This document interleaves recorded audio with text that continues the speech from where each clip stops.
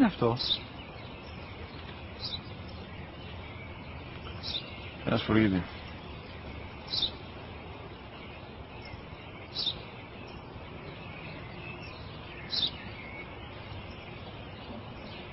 Τι είναι αυτό? Μόλις τώρα στο πατέρα, σφουργίτη είναι.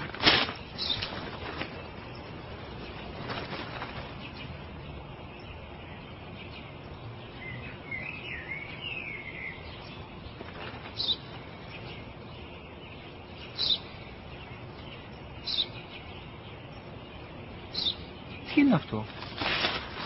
Ένα σπουργίτη είναι, πατέρα. Ένα σπουργίτη. Σπου-γι-τι.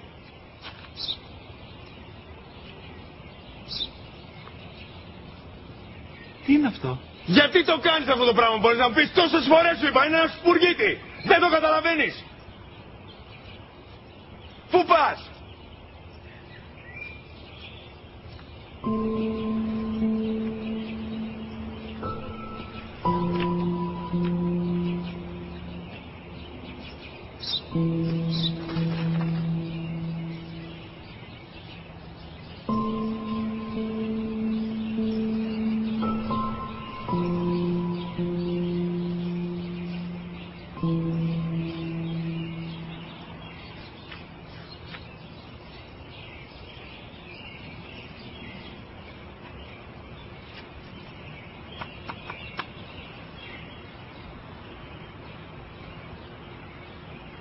Δυνατά.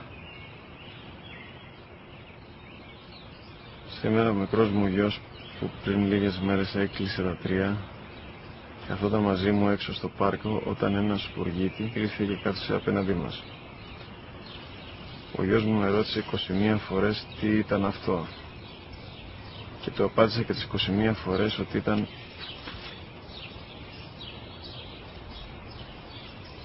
ένα σπουργίτη. Τον αγκάλιασα τρυφερά και τις 21 φορές που μου έκανε την ίδια ερώτηση, ξανά και ξανά, χωρίς να εκνευριστώ, νιώθοντας στοργή για το αθώο μου αγοράκι.